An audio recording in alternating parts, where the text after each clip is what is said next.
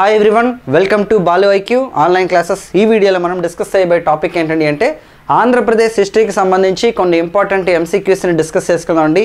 మీ అందరికీ తెలిసిన AP history అనేది గ్రూప్ 2 మెయిన్స్ ఎగ్జామినేషన్లో చాలా ఇంపార్టెంట్ 75 మార్కుల పేపర్ అనమాట.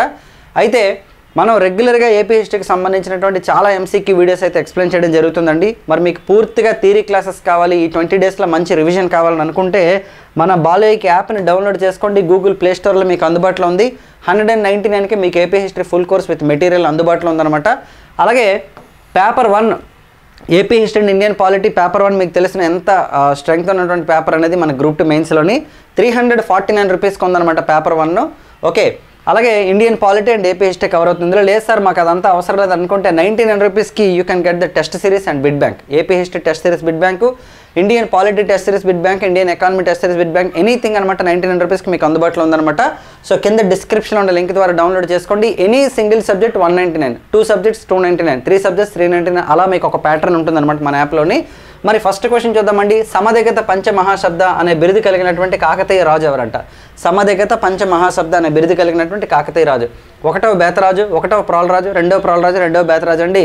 ప్రోలరాజు 1 అండి. ప్రోలరాజు 1 అనమాట.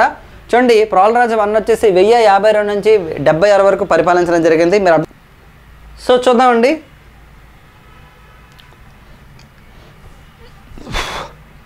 సో మరి తీసుకుంటే 1వ ప్రోలరాజుకి సంబంధించిన బిరుదులు కనుక మనం అబ్జర్వ్ చేస్తే 1 అరిగజ కేసరి, 2 సమధిగత పంచమహాశబ్ద, నెక్స్ట్ వచ్చేసి మనకి కాకతీయ వల్లభ.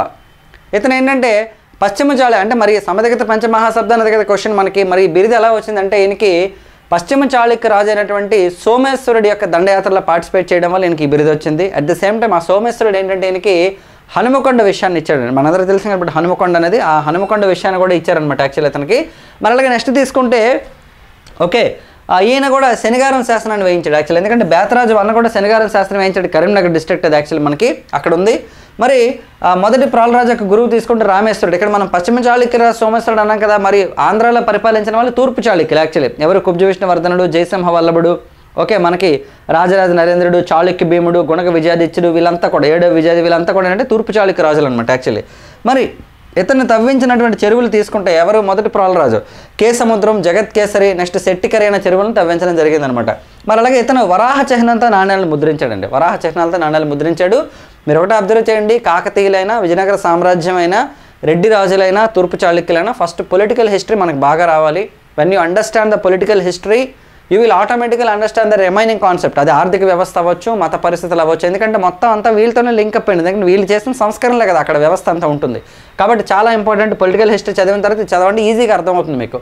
నెక్స్ట్ ఉండి అధునవ తంత్రం అనగా విజయనగర సామ్రాజ్య కాలంలో ఏంటంట? అధునవ తంత్రం అంటే విజయనగర కాలంలో ఏంటంట? చూడండి, భూమి శిస్తుకు సంబంధించిన పత్రాల, దేవాలయాలకు చెందినటువంటి లెక్కల పత్రాల, పచ్చిక బయళ్లపై ఉన్నటువంటి పన్న, లేదా వ్యవసాయానికి ఉపయోగించినటువంటి యంత్రమా, ఈ 4 ఏదంట? చూడండి, ఇక్కడ అధునవ తంత్రం అంటే అర్థం ఏంటంటే భూమి శిస్తు, ల్యాండ్ ట్యాక్స్ ఏదైతే ఉంటుందో దానికి సంబంధించినటువంటి పత్రాలనే ఓకేనండి అధునవ తంత్రం అనేవారు విజయనగర సామ్రాజ్యంలో. ఇంకొంచెం డీటెయిల్గా చూద్దామండి.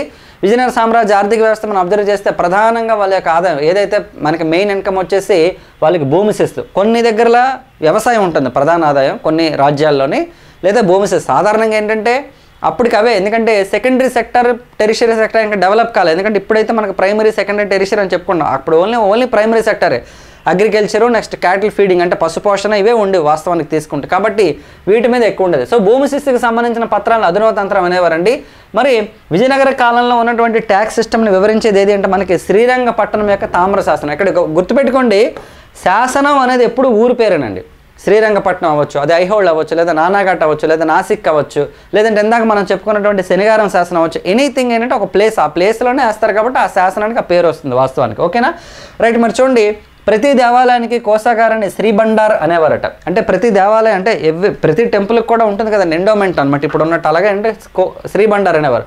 వీరి కాలంలో వివిధ రకాల పన్నులు వసూలు చేశారండి. వీటి గురించి కృష్ణదేవరాయల గారికి సంబంధించినటువంటి కొండవీడి శాసనంలో చెప్పారండి. ఓకే, శ్రీకృష్ణదేవరాయలకు సంబంధించినటువంటి కొండవీడి శాసనంలో విజయనగర సామ్రాజ్యం యొక్క ట్యాక్సెస్ గురించి చెప్పడం జరిగింది. ఓకే, అలాగే నెక్స్ట్ అంటే కొన్ని పన్నుల గురించి. ఓకేనండి, పన్నుల వ్యవస్థ గురించి అయితే ఓకే శ్రీరంగపట్నం యొక్క తామ్ర శాసనం చెప్తుంది. ఓకేనండి, మరి వివిధ రకాల పనులు అంటే ఏంటి మనకి ఇక్కడ ఉంటుంది అనమాట. పొల్లరి పన్ను ఏంటి, అడ్డగంట సొంకం ఏంటి, కాసు వేసాలు, ఉప్పిరి సిద్ధాన్ని, ఇలాంటి పనులన్నీ గురించి చెప్పింది ఏంటంటే మనకి కొండవీడి శాసనంలో చెప్పారనమాట. యాక్చువల్లీ అదే కాకుండా భూమి శిస్తు కానీ మిగతా అన్నీ కలిపి ఓవరాల్ సిస్టమ్ గురించి అది మనకి శ్రీరంగపట్నం తామ్రశాస్త్రంలో చెప్పడం జరిగిందనమాట.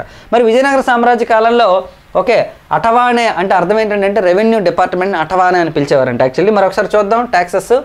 ఓకే ఇందాక మనం పచ్చిక బయలుపై పన్ను అన్నాం కదా, పుల్లరీ పన్ను అండి. ఇది చాలా కాలం పాటు ఉంది. ఇన్ఫ్యాక్ట్ చెప్పాలంటే మనకి ఈవెన్ మోడర్న్ హిస్టరీలో కూడా మనకి పుల్లరీ పన్నుకి సంబంధించినటువంటి ఓకే మూమెంట్స్ జరుగుతాయి మనకి యాక్చువల్లీ కదా. అడ్డగడ్డ సుంకం ఏంటంటే గొర్రెల విక్రయంపై పన్ను అండి. కాసు వేసాలంటే దేవాలయాల ఉత్సవాల కోసం విధించే పన్ను. ఉప్పిరి సిద్ధాయం అంటే ఉప్పు కోటార్లపై పన్ను అంట. ఇలా డిఫరెంట్ ట్యాక్సెస్ ఉన్నాయి విజయనగర సామ్రాజ్య కాలంలో. నెక్స్ట్ ఉండి కవి బ్రహ్మ ఉభయ కవి మిత్రుడు అనేవి ఎవరి యొక్క బిరుదులు అంట. కవి బ్రహ్మ మరియు ఉభయ కవి మిత్రుడు అనేవి ఎవరి బిరుదులు అంట. ఎర్రన, తిక్కన, నన్నయ్య, కేతన అండి. ఇది వచ్చేసి మనకి తిక్కనకి సంబంధించిన బిరుదండి. ఇక్కడ మనం అబ్జర్వ్ చేస్తే ఉభయ కవి మిత్రుడు అన్నారు. ఇక్కడ ఉభయ కవి మిత్రుడు అంటే ఏంటి? ఇద్దరు కవులకి మిత్రుడు లాంటి వ్యక్తి. ఎందుకంటే మనం కవిత్రయం అన్నప్పుడు ఏం చెప్తాం? నన్నయ్య, తిక్కన, ఎర్రాప్రగడ అని చెప్తాం యాక్చువల్లీ. సో నన్నయ్య మధ్యలో తిక్కన, తర్వాత వచ్చేసి ఎర్రాప్రగడ. సో కాబట్టి ఇద్దరికి మధ్యలో ఉన్నారు ఇతను యాక్చువల్లీ. ఉభయ కవులకి మిత్రుడిగా ఉన్నారనమాట ఇతను యాక్చువల్లీ. కాబట్టి ఉభయ కవి మిత్రుడు ఎవరంటే మనకి తిక్కన వస్తారండి యాక్చువల్లీ. తిక్కన ఎక్కడ ఉన్నారంటే మనకి మనుమసిద్ధి ఆస్థానం అంటే రెండవ మనుమసిద్ధి ఆస్థానంలో ఉన్నారనమాట యాక్చువల్లీ. మరి ఈయనకి బిరుదు ఎలా వచ్చింది ఆయన గురించి ఇంకా డీటెయిల్స్ డిస్కస్ చేద్దామండి. చూడండి అక్కడ కాకతీయులు గణపతి దేవునికి సమకాలీనంగా తిక్కనుడు. ఇదివరకు నేను చెప్పాను మీకు పాయింట్ నేను. ఓకే తిక్కన నెల్లూరు ప్రభు అయినటువంటి రెండవ మనుమసిద్ధి ఆస్థానంలో ఉండేవాడు. ఇతను 13వ శతాబ్దానికి చెందిన వ్యక్తి. ఇతను కవితో పాటు ఒక గొప్ప రాజనైతిజ్ఞుడు. అంటే మనకి చాణక్య టైప్ అనమాట యాక్చువల్లీ. ఓకే ఎందుకంటే మనుమసిద్ధికి రాజ్యాన్ని తిరిగి ఇప్పించడంలో చాలా క్రూషియల్ రోల్ ప్లే చేస్తారు ఇతను యాక్చువల్లీ. తిక్కన మహాభారతంలోని 15 పర్వాలను ఓకే తెలుగులోకి అనువదించారండి. విరాట పర్వం సగం నుంచి మొత్తం మిగతా 14తో పాటు మొత్తం ఓవరాల్ 15 దాంట్లో ఈయన కంట్రిబ్యూషన్ ఉందన్నమాట. ఇది ఆంధ్రీకరించడం తెలుగులోకి రాయడం. సో తిక్కనకి కవి బ్రహ్మ మరియు ఉభయ కవి మిత్రుడు అని బిరుదులు ఉన్నాయి. వీటితో పాటు సోమయాజి అని మహాకవి అనే బిరుదులు కూడా ఉన్నాయన్నమాట యాక్చువల్లీ. ఓకేనండి. మరి తిక్కన యొక్క ఇతర రచనలు తీసుకుంటే ఒకటి విజయశానం, కృష్ణ శతకం, కవి సార్వభౌమ ఛందస్సు ఇవన్నీ కూడా ఆయన రచనలేనండి. మరి తిక్కనకి ఎవరిచ్చారు ఈ బిరుదు అంటే మూలఘటిక కేతన్ అనమాట. ఇతనికి ఉభయ కవి మిత్రుడు అనే బిరుదు ఇచ్చాడని. ఓకేనండి. మూలగట్టి కేతన్ అనమాట ఈయనకి బిరుదు ఇచ్చాడు. తిక్కనకి మరి కవి బ్రహ్మ అనే బిరుదు ఎవరు ఇచ్చారంటే ఎర్రన్న. ఎందుకంటే ఎర్రన్న తర్వాత వస్తారు కదా, ఎవరు ప్రోలయ వ్యామార టైంలో ఉంటాడు ఎర్రన్న మనకి కదండి. మరి తిక్కన మహాభారతాన్ని అంకితం ఇచ్చింది ఎవరికంటే హరిహరనాథ్నికి అంకితం ఇచ్చారండి. తిక్కన రాసింది ఇంకోటి ఏంటంటే మనకి నిర్వచనోత్తర రామాయణం కూడా మనకి తిక్కన రాయడం జరిగింది. రాసి రెండవ మనుమసిద్ధికి అంకితం ఇచ్చారు. ఇది ఒకసారి అడిగాడు ఎగ్జామ్లో మనకి. తిక్కన నిర్వచనోత్తర రామాయణాన్ని రచించి ఎవరికి అంకితం ఇచ్చారంటే మనుమసిద్ధి 2. ఎందుకంటే మనుమసిద్ధి 2 దగ్గర ఉన్నారు కదా ఆయన యాక్చువల్లీ. సో ఆయనకి అంకితం ఇచ్చారనమాట యాక్చువల్లీ. తిక్కన యొక్క శిష్యుడు తీసుకుంటే కేతనండి దశకుమార చరిత్ర రాశారనమాట. ఓకేనండి. తిక్కనకి అంకితం ఇచ్చాడనమాట రాసి. మరి అలాగే అందుకనే దశకుమార చరిత్ర వాస్తవానికి రాసింది ఎవరంటే దండి రాశాడు.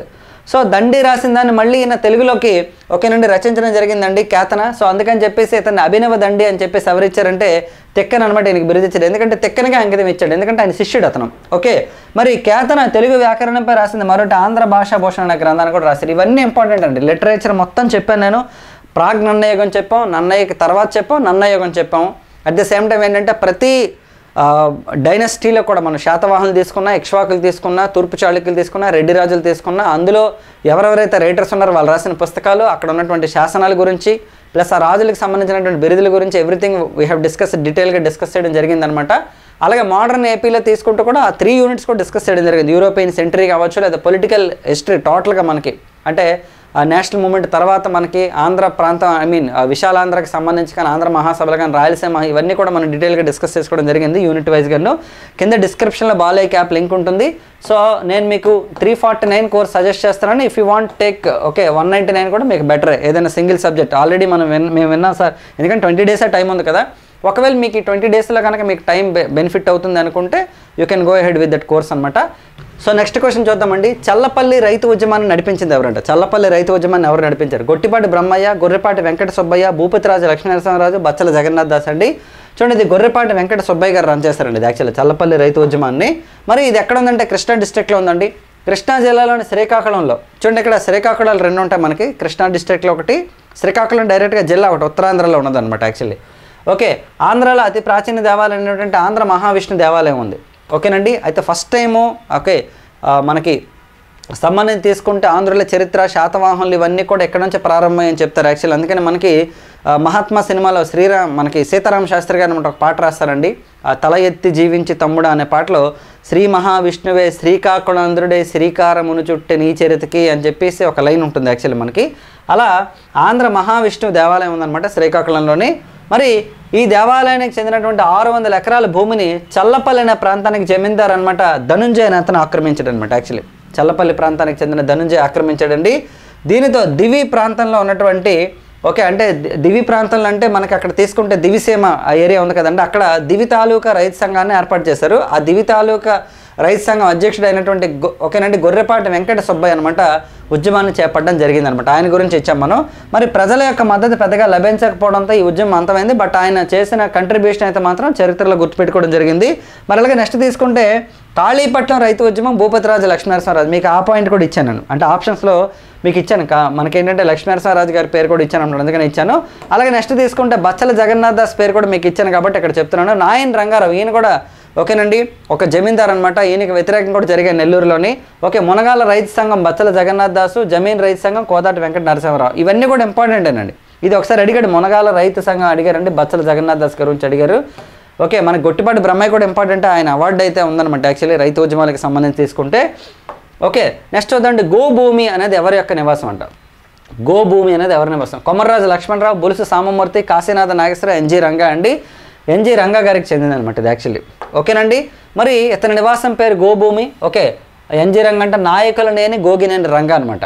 ఓకేనండి. ఇతని పత్రిక తీసుకుంటే బిరుదు తీసుకుంటే రైతు బంధు పత్రికలు ప్రజాబంధు, చిత్రగుప్త, హరిజన నాయక్. ఒకసారి చిత్రగుప్త ప్రజాబంధు గురించి అడిగాడు మనకి ఎగ్జామ్లో. చిత్రగుప్త నెక్స్ట్ ప్రజాబంధు పత్రికలు ఎవరికి సంబంధించిన అంటే ఎన్జి రంగాకి సంబంధించిన అనమాట. ఈయన క్రెడో ఆఫ్ వరల్డ్ ప్లెసెంట్రీ, రెవల్యూషనరీ ప్లెసెంట్రీ అంటే రైతులకు సంబంధించినవి ఆల్మోస్ట్ అన్నీ కూడా. ఫైట్ ఫర్ ఫ్రీడమ్ అనేది ఈయన యొక్క స్వీయ చరిత్ర. అలాగే బాబు బ్లీసెస్ ఒకటి, కలర్డ్ అండ్ కలర్డ్ పీపుల్ అండి. నెక్స్ట్ కాకతీయ అండ్ దక్షిణపద్ అనేటటువంటి పుస్తకాలు అనమాట ఎవరండి ఎన్జి రంగా గారు రాయడం జరిగింది. ఎన్జి రంగాకి సంబంధించి గ్యారంటీగా ఆయన మీద ఒక క్వశ్చన్ అని అడుగుతారు మనకి. ఎన్జి రంగా గారు చాలా చాలా పాపులర్ కాబట్టి ఆయన మీద కూడా గ్యారంటీగా ఇస్తారు ఆయన కంట్రిబ్యూషన్ కోసం. నెక్స్ట్ అండి విద్యుత్ సంస్కరణల కోసం హితేన్ భయ్యా కమిటీ నియమించినటువంటి ఉమ్మడి ఆంధ్రప్రదేశ్ రాష్ట్ర ముఖ్యమంత్రి ఎవరంటారు?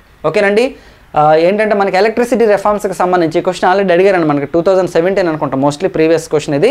ఐ థింక్ ఏపీ ఎకానమీలోనో ఏపీ హిస్టరీలో కూడా అడిగారు ఇది యాక్చువల్లీ, ఎందుకంటే రెండు ఇంపార్టెంట్ కాబట్టి రెండిట్లో వస్తుంది ఇది యాక్చువల్లీ. సో ఆప్షన్స్ చూద్దామండి. వైఎస్ రాజశేఖర రెడ్డి, నారా చంద్రబాబు నాయుడు, కొణిజేటి రోసయ్య, నల్లారి కిరణ్ కుమార్ రెడ్డి అండి. సో సిబిఎన్ గారు గవర్నమెంట్ టైంలో వేశారండి అది యాక్చువల్లీ. ఆయన 95 నుంచి 2004 వరకు ఉన్నారు, 2014 నుంచి 2019 వరకు ఉన్నారు, మళ్ళీ ఇప్పుడు 24 నుంచి కూడా ఆయన ముఖ్యమంత్రిగా ఉన్నారనమాట యాక్చువల్లీ ప్రజెంట్ మనకి. అయితే 95 నుంచి 2004 మధ్యలో వేసినటువంటి కమిటీ ఇది, ఎందుకంటే ఉమ్మడి ఆంధ్రప్రదేశ్ ఉండేది కదా మనకు అప్పుడు. 2014లో ఆయన ముఖ్యమంత్రి అయినప్పుడు ఏంటంటే అంటే విభజన ఆంధ్రప్రదేశ్కి ఆయన ముఖ్యమంత్రి అయ్యారు ఫస్ట్ అనమాట 2014లోని. మరి ఇక్కడ సో సిబిఎన్ గారు ఇదే కాకుండా ఇంకొన్ని కమిటీలను అపాయింట్ చేయడం జరిగిందండి. హితేన్ భయ్యా కమిటీ విద్యుత్ సంస్కరణల కోసం, అలాగే ఉన్నత విద్య అంటే మనకి హైయర్ ఎడ్యుకేషన్కి సంబంధించి కోనేరు రామకృష్ణారావు గారి కమిటీ అనమాట. చాలామంది కోనేరు రంగారావు గారి కమిటీ అనుకుంటారంటే కోనేరు రంగారావు కమిటీ వచ్చేసి మనకి ఏంటంటే అంటే భూ సంస్కరణల కోసం రాజశేఖర రెడ్డి గారి గవర్నమెంట్ వేసింది అనమాట 2004లో.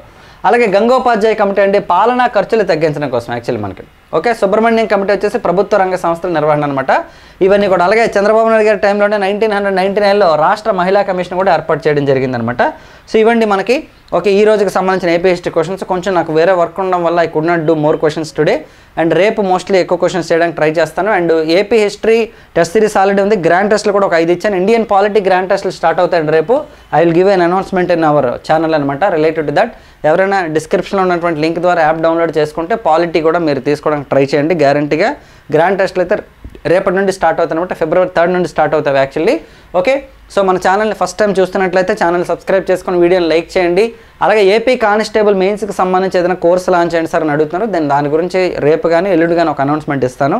దానికి సంబంధించిన ఏ కోర్స్ బెటర్, ఫుల్ కోర్స్ మన దగ్గర ఉంటుందా లేదంటే మీకు స్కోరింగ్ వచ్చేటటువంటి కంటెంట్ ఏదైనా సరే నేను ప్రొవైడ్ చేస్తున్నాను, అదే నేను మీకు రేపు గ్యారంటీగా నేను ఎక్స్ప్లెయిన్ చేస్తాను దానికి సంబంధించి. సో కింద డిస్క్రిప్షన్ లింక్ ద్వారా మన బాలయ్య యాప్ని డౌన్లోడ్ చేసుకోండి. అలాగే ప్లేలిస్ట్లో ఉన్నటువంటి దాని ద్వారా మీరు వీడియోస్ కూడా చూడొచ్చు. నెక్స్ట్ ఈ పీడిఎఫ్ కూడా నేను మీకు టెస్ట్ సిరీస్లో వేయడం జరుగుతుంది అనమాట.